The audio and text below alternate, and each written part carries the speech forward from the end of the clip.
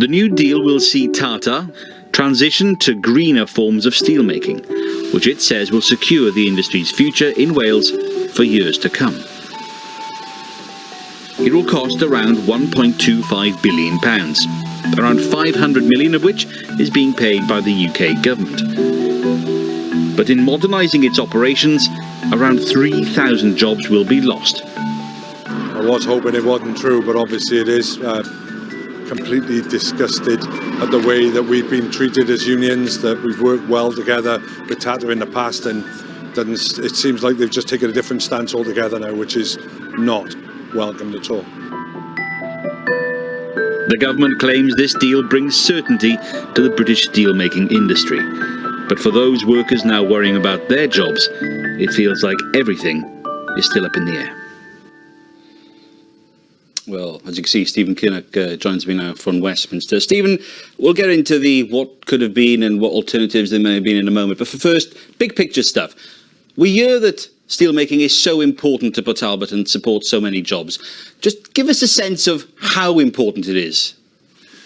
You can't overestimate the importance. Obviously, in terms of the jobs, I mean, the average steelworker's salary is significantly more than the average salary in South Wales. It's vital in terms of contributing to the fight against climate change. We can't transition to a cleaner, greener future without steel, building the wind farms, building the solar panels, etc. And it's also vital in terms of our national security. We're living in a dangerous and turbulent world. Russia's illegal invasion of Ukraine is just one example of that.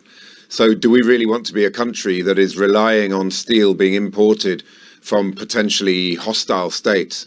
So I think when you look across the whole piece around what steel means, both in terms of it feeds into every aspect of our lives. It's, you know, the houses that we live in, the offices we work in, even the cutlery that we eat our meals with, and that bigger picture.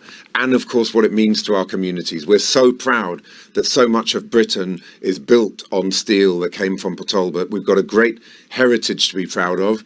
We're proud of where we are now, and we've got a great future ahead of us, but only if we have a UK government that's ready to support us on that journey. Right, so what we hear on Friday is that the UK government is going to provide hundreds of millions of pounds, and Tata and them have come to an agreement. Now, you said you wish the unions and the Welsh government had been involved.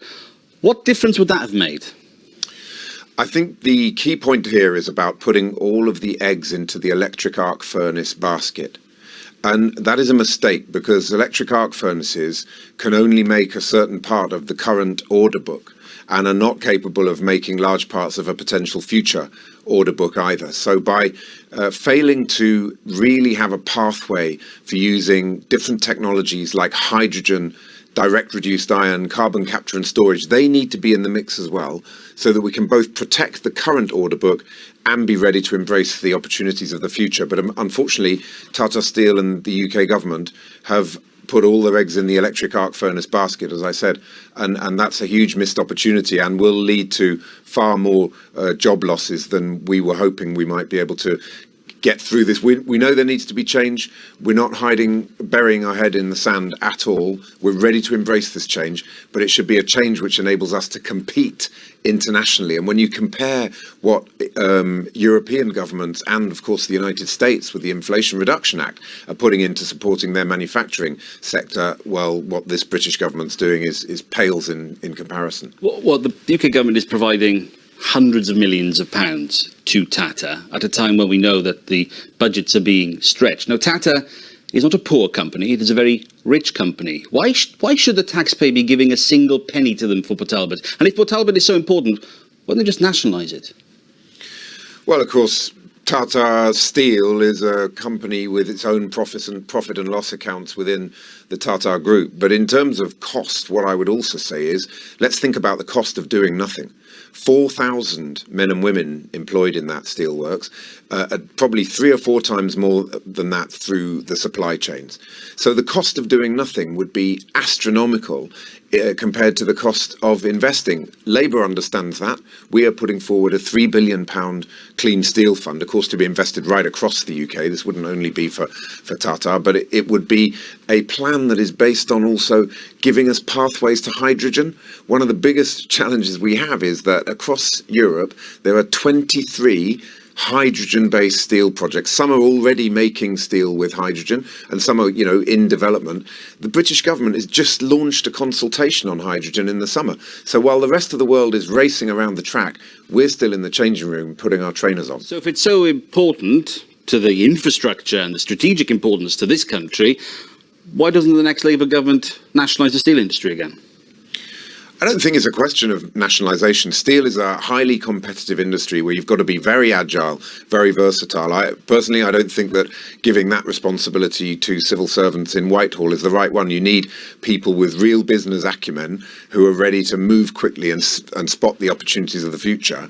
But it has to be based on an industrial strategy, which is what we're seeing happening across the country. There isn't a single steel industry in the world that is transitioning to cleaner, greener steel making without being in partnership with their national governments. And you're seeing large investments going hand in hand with that, but they are full spectrum. So it's not just electric arc furnaces. They absolutely have to be a part of the mix. It's a tried and tested technology, and we welcome the move to electric arc furnaces. But if you only do that, you will not be able to make the primary steel that enables you to keep up with all of your order book. And for example, electric arc furnaces, the steel they make, can't be used in the tin plate that's used in truss truck. We're going to have to wrap it up there, but as you can appreciate, there's a lot more to talk about. No doubt we will in the weeks and months to come. Thanks for joining us here in Sharp End. Thank you very much. Okay, time for a break.